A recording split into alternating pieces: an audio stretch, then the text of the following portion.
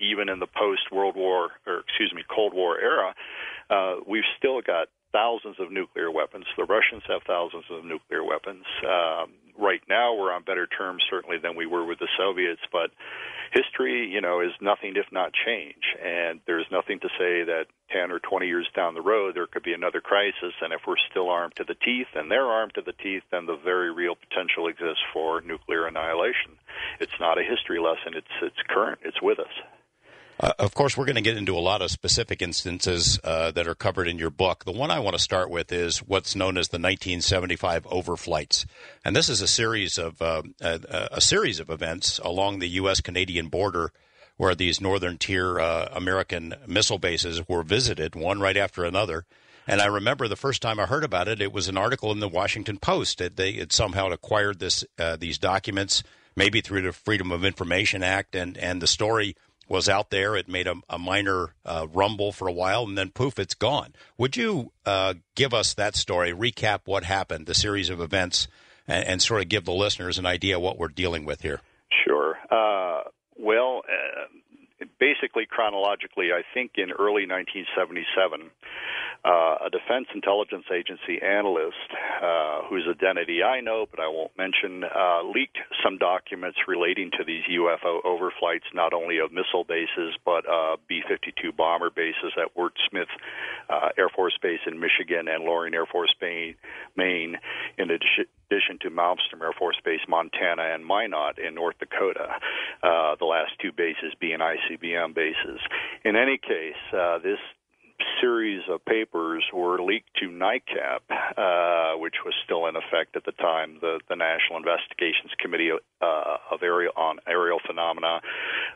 In any case, Todd Zeckel, who was a well-known researcher at the time, and Brad Sparks learned about these leaks to NICAP and actually succeeded in getting reference numbers on the documents and used those numbers to file Freedom of Information requests.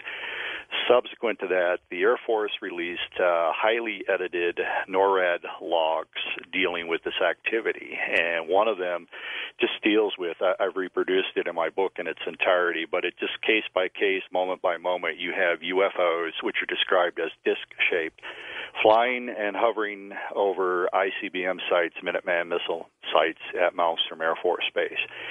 Describes the objects both hovering and flying at high rates of speed. They were initially not visible on radar. Once they were picked up on radar, jet interceptors were launched to attempt intercepts of them. The documents state, the NORAD logs state that as the jets approached the UFOs extinguished their illumination and were low to the terrain. The jets couldn't find them and returned to base unsuccessfully. Once the jets had returned to base, the UFOs illuminated themselves and again were maneuvering around missile sites. Pretty dramatic stuff.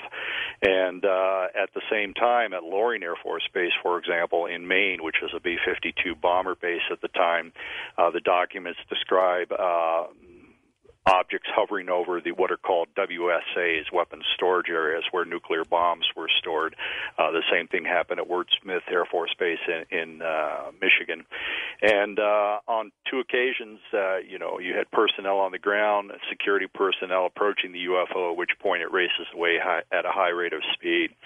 So all of this was going on over about a 2-week period at various SAC, Strategic Air Command bases.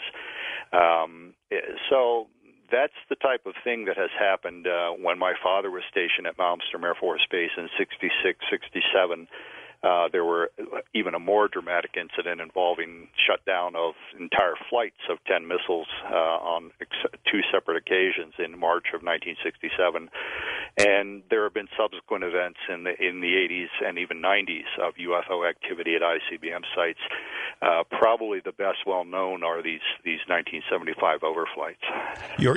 Back to your mention of your start in this field, basically is because your father was assigned to one of these bases, right? He was career Air Force. He was in from 47 to 67. His last assignment was Malmstrom Air Force Base, Great Falls, Montana, which was at that time and is to this day a Minuteman nuclear missile base. And he worked in a building called the SAGE building. It was a state-of-the-art computer-assisted radar system that the Air Force and NORAD used to track North American airspace to cover it and monitor any incursions by Soviet bombers and so on. And it had both Air Force, Air Defense Command, and FAA air traffic controllers in this large building. At the same time he was there, I was a junior in high school. 3 nights a week, I had a job at the Malmstrom Air Traffic Control Tower and just basically pushed a broom and emptied trash cans. I was just a few weeks shy of being 17 years old. And one of the rooms I cleaned regularly was called RAPCON, Radar Approach and Control, where both Air Force and FAA controllers were monitoring incoming and outgoing aircraft at the base. And over the course of several months, I developed a friendship, or at least a relationship, with one of the FAA controllers. I was very curious about how radar worked, and this gentleman was gracious enough to tell me during his breaks how it worked, its theory, and so on and so forth. And one night, and I guesstimated that it was mid to late March of 67 while I was in that room cleaning up, he just motioned me over to his scope and told me he was tracking UFOs. And, I was kind